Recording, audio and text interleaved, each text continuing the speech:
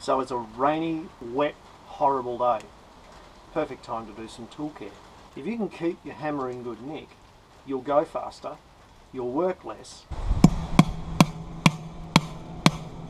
The head of your hammer is a wearable item. Every time you strike it, every time you hit it, you put small nicks into it. Those nicks build up over time and eventually you'll start slipping off the end of the staple and you'll look like a goose. Don't use a bench grinder to refinish your hammer. All you're going to do is you're going to make it hot, you're going to ruin the temper of the steel, and it's going to wear twice as fast in the future. The part of the bench grinder we are going to use though later on will be the polishing wheel, and we're just going to use some light polish to finish the job off. Okay, so what I'm going to do instead, here's our hammer. I'm going to use two tools. I'm going to use a flat bastard file and I'm going to use some sandpaper. And that is seriously all you need to look after your hammer. In really bad cases when there's a lot of corrosion, you might also want to bring in your drill with a wire brush. Start out by giving it a good wire brushing. Okay, so we're going to clamp the hammer into the vise between a couple of packers so that we don't ruin the head of the hammer with the vise.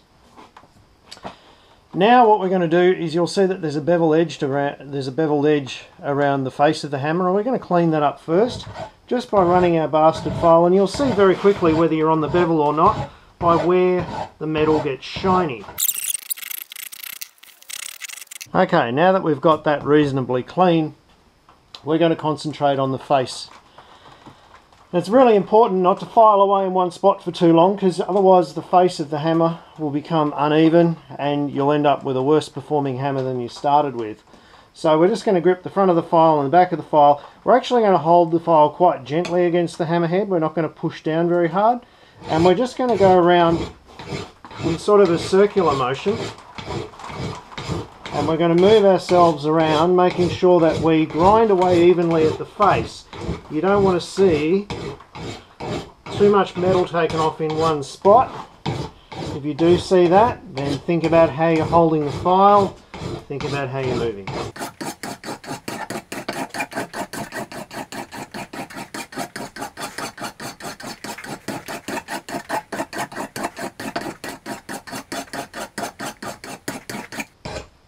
And you basically just want to keep going until your face is reasonably smooth and shiny. You don't need to get every single scratch out of there. Now, to be honest, that's probably enough to fence with, and you'll hit the staples in without a problem. But if we want to finish it off, it's a rainy day, why not make the hammer look special? It's nice to use good looking tools. We'll just use a little bit of the sandpaper here, and we'll just rub the end of the hammer on the sandpaper for a while. You'll see what's happening now is we're taking any of those deep scratches out of it.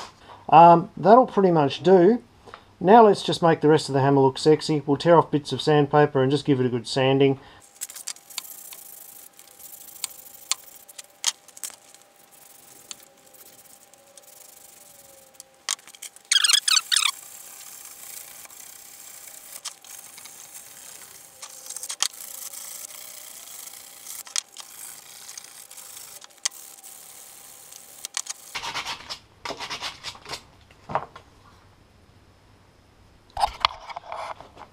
So now I've got the majority of the dirt and the grit and the rust off the hammer. I am actually going to go over to my bench grinder, but I'm going to use the polishing wheel, a little bit of polishing compound, and I'm just going to finish that off.